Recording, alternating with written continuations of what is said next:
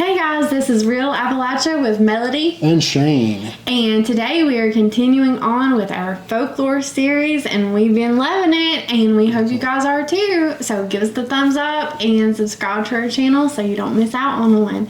And Shane, you were taking the lead today, so what you got for us? Well, this is one of my favorite stories, actually. I wrote about it in my book. Have I plugged that enough on here? I don't think that you have. I can't remember the name of it. Can you help me with that? Legends and Lore of East Tennessee by Shawn Simmons. Yeah, that's right. Found it. Find bookstores everywhere. Yes. On Amazon, right? Amazon, Barnes & Noble. Yes. You can find it anywhere. Yeah. Anyway, the story I'm going to talk to you about today, like I said, is one of my favorites. It's about Swift's Lost Silver Mine. You familiar with this story? I am, because I read this great book, Legends and Lore of East Tennessee. Ding! You do the check mark for today. And he's not even paying me that much for this. Just kidding. I have to edit that part out. Yeah, that's probably good. Moving right along. Anyways. Yes. Okay. The story dates back to 1760. There was an Englishman named Jonathan Swift, unless some people call him John Swift, but Jonathan Swift, and he was said to have discovered a large silver mine inside of a cave in the Appalachian Mountains. That sounds pretty cool, doesn't it? I love treasure stories. I know, yeah, long lost treasure, and that, was it just silver? Yeah, I think so. Okay. So, no other fabulous doodads or whatever you're looking for, rubies or... Well, I just imagine that scene, kids like Goonies, Goonies, and you go in, there's all these gold coins and Indiana rubies. Jones and all that kind of stuff. Yeah, that's what, when I read the story, that's what I think of, like exciting adventure or whatever. Yeah. So, yeah. The location of the mine has been also a big subject of debate for years and years and years. Mm-hmm. Now, there's about a 250-mile radius where people have claimed that this thing probably is. A lot of people claim it for eastern Kentucky. A lot of people claim it for eastern Tennessee. And some folks claim it for southwest Virginia. Mm-hmm. And so it's just all over the place. And his description of where it's located is very vague, and I think that's why a lot of people get, it sounds like just any old way. Yeah, they want to kind of claim it wherever they're at, probably. Yeah. So this whole thing started, there was a journal written by Jonathan Swift, and he claims to have found a cave filled with this silver. Mm-hmm. And so, there was a guy that named George Monday that supposedly told him about this. And the Monday fella claims to have been captured by Shawnee Indians, and that they had shown him where it was at, and he'd found that this silver deposit existed and told Jonathan Swift about it. Yeah. So, of course, that's one version. Another one, again, this thing gets off the rails about 20 different ways over time, and that's part of folklore and legends. Yeah, it's part of folklore. Yeah, because another story goes that Jonathan Swift found it when he was chasing a wounded bear. He happened to go chase that thing into a cave and found all this silver, which sounds like a stretch to me, but would you go chase a wounded bear? No. Yeah, that's what I was thinking. He thought he was the gutsiest guy we know, but... Yeah. Well, if I was starving, I might. Well, that's true. You never know, I guess. Yeah, true. According to Swift's journal, though, he went and mined this place for 9 different years, and finally in 1769 he quit mining it. And there was a little bit of speculation that, he said that he barricaded the cave and that he had a little bit of disagreement with the party that was helping him mine it. And also there's a little bit of a threat of the Shawnee Indian. Of course, they could have attacked and, wanted their silverback. So apparently he wrapped it up and called a halt to this kind of stuff, but he spent out his days, he went blind after that, and he moved out to Bean Station, Tennessee. And that's why people, supposedly would ask him about it, and he couldn't really explain because he was blind. He'd give these, vague descriptions, and people really couldn't follow where he was talking about. So, okay. Well, that kind of makes sense. Well, he was supposed to have left his journal with a map with it, too, to his caretaker. There's a lady by the name of Mrs. Renfro. X marks the spot. Yeah, exactly. So, can you imagine getting a treasure map? Mm-hmm. And this is I love that thought of that. I know, that's really cool. This would be a great movie. I don't know why someone hasn't done this yet. I know. have no earthly idea. Well, don't give our ideas away. I know. We need to we have to write that out, too. No, but like I said before, the journal gave a little bit of generic description of where these things was located. It would be like, by the fork of a white oak, or, in the rock of a rock house. Well, I could take you to 12 out in your backyard, probably. Exactly, and then a tree gets struck by lightning and the tree's gone, and Yeah, it's neat. But that's how we give directions in Appalachia too. I mean, if you ask how to get to a certain place, if you ask me how to get to Mama Mia's in Homemaker, I'm gonna say you go down by the old such and such building, you take a left, and you take a right at so and so's house, and then you're there. Are you making fun of me, or?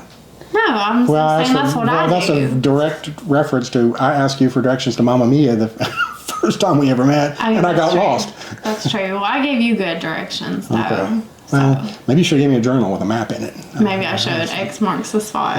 Yeah. It's back in MapQuest. Speaking of getting off the rails. The story gets off the rails and we get off the rails. So this thing might end up in as usual. Yeah. Well, and another reason that there was some uncertainty about the location was there were several variations of the journal that were produced, and some people probably did that to mislead other people.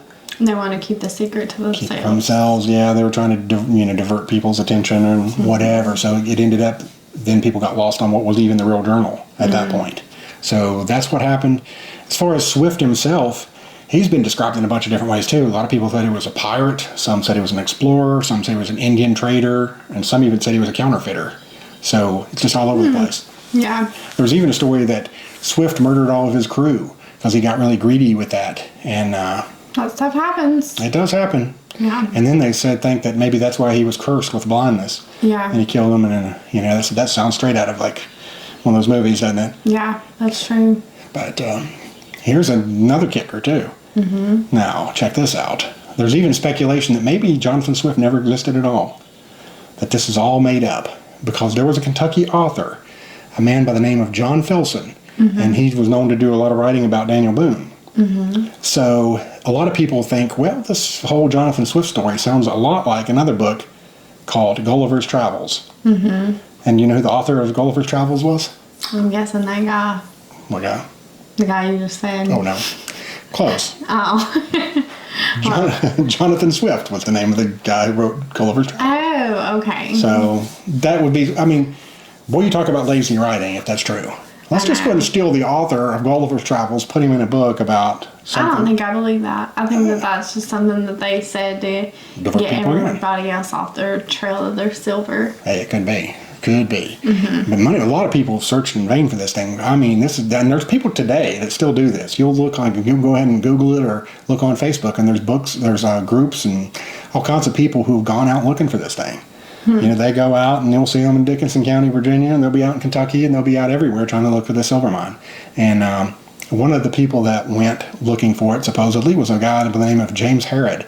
And he was a pretty famous pioneer back in his day from Kentucky. And he went out looking for this thing and never returned. So they found his body and he had been murdered. So they think he may have been lured out there with the story that somebody had some nefarious reasons to try to get him out looking for this thing and then whacked him for whatever reason. Maybe he found it. Maybe he did find it. Yeah. Didn't do him any good if he did it? Bum, bum, bum. Yeah.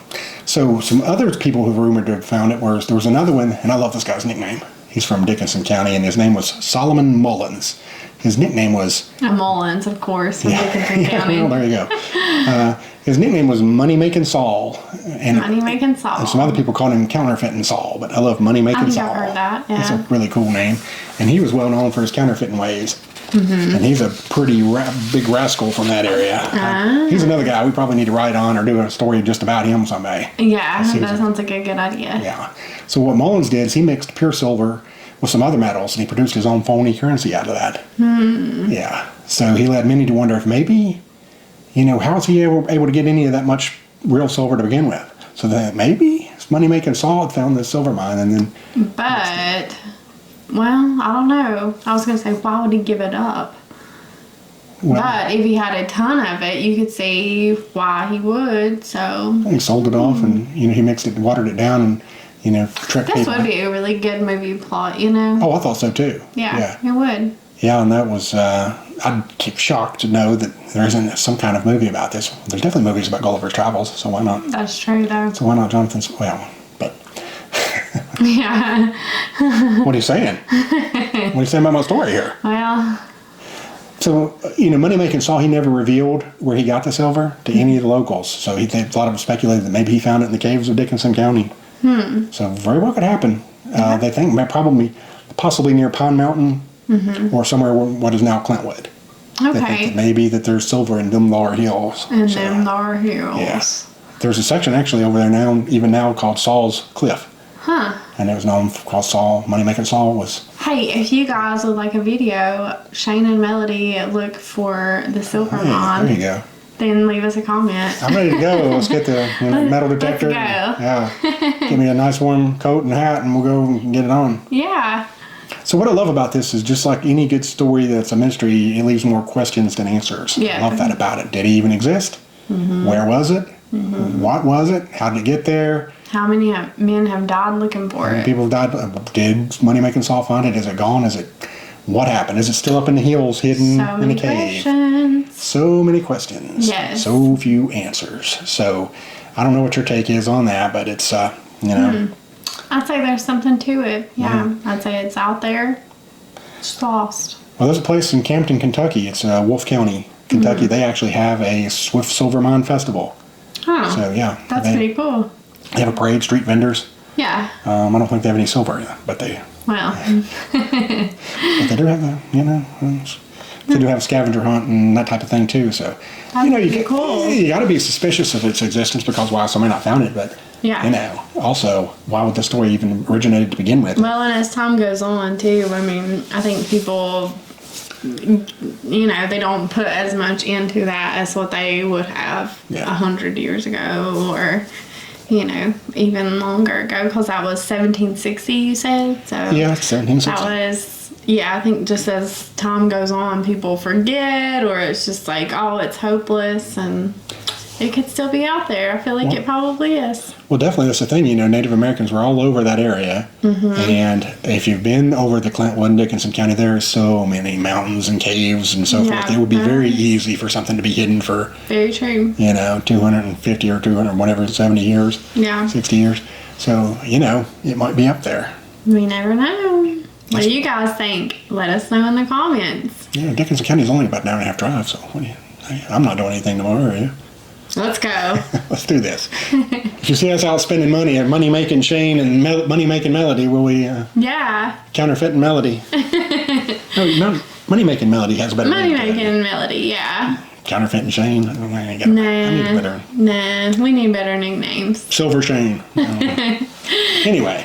Anyways, hope you guys like this story and this video. And like I said, if you did, give us a thumbs up and subscribe and tell us a comment. And we'll go right down there and we will start digging through silver. We're getting a search party together. Yeah. Yeah, if you want to join in. Join up.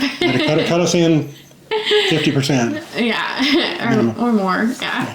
We'll see you guys on down the road.